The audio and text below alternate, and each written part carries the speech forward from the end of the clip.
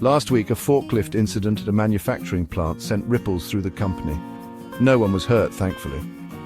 But the near miss triggered a familiar response. Safety committees were convened, reports were filed, and of course, the standard operating procedure for forklift operation got a fresh coat of ink. The incident, while minor, reveals a larger pattern in how organizations often deal with problems. We tweak the procedures, add another layer of rules, hoping this will prevent it from happening again. But does it really solve the problem?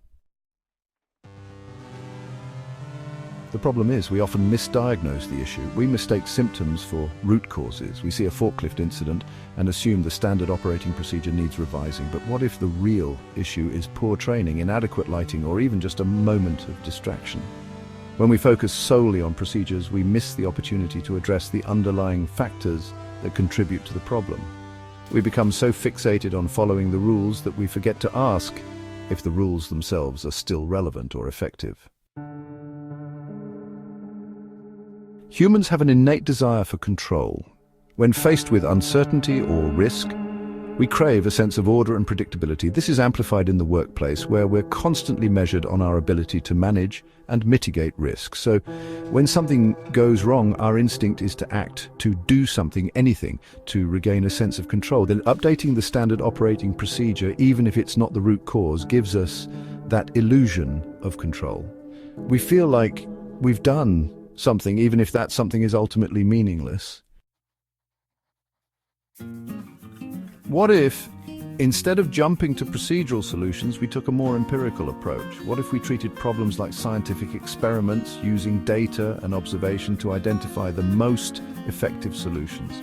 This means resisting the urge to act immediately and instead investing time in understanding the problem. We need to gather data, analyze trends, and test our assumptions.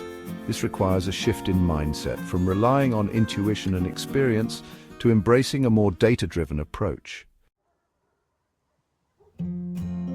Shifting the culture. Creating a culture of empirical problem-solving requires more than just new tools or processes. It requires a fundamental shift in how we think about problems and solutions. We need to move away from a culture of blame and punishment, where mistakes are seen as failures, and towards a culture of learning and experimentation. This means creating a safe space for people to speak up, share ideas, and challenge the status quo without fear of retribution. The power of feedback. One of the most effective ways to ensure that our solutions are actually working is to establish feedback loops. This means regularly soliciting feedback from the people who are closest to the work, the ones who are actually implementing the procedures and using the tools. By listening to their experiences, we can gain valuable insights into what's working, what's not, and how we can improve. Feedback loops help us break down silos, foster collaboration, and ensure that our solutions are grounded in reality. Human factors in safety. When it comes to safety, we often focus on the physical environment, the equipment, the tools, the procedures, but we can't overlook the human factor. Human error is often cited as a leading cause of accidents, but it's rarely that simple. People make mistakes, yes, but those mistakes are often influenced by factors beyond their control. Fatigue, stress, poor communication, unclear expectations. To create a truly safe workplace, we need to address these human factors, not just the physical ones. From bureaucracy to agility. Organizations, especially large ones, tend towards bureaucracy. We create rules and procedures to manage risk, ensure consistency, and maintain control. But this bureaucracy can become a barrier to progress. It can stifle innovation, slow down decision-making, and make it difficult to adapt to changing circumstances. We need to find a balance between structure and agility, between standardization and flexibility. We need to create organizations that are both safe and adaptable, efficient and innovative.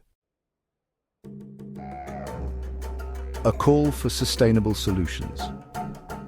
The forklift incident, while seemingly insignificant, serves as a reminder that the way we approach problems matters. It's tempting to opt for quick fixes and easy answers, but true progress requires a more thoughtful, data-driven and human-centered approach.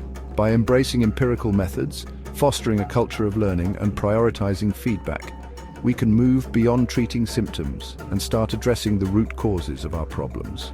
This is how we create sustainable solutions that not only prevent future incidents but also make our workplaces safer, more efficient, and more fulfilling for everyone.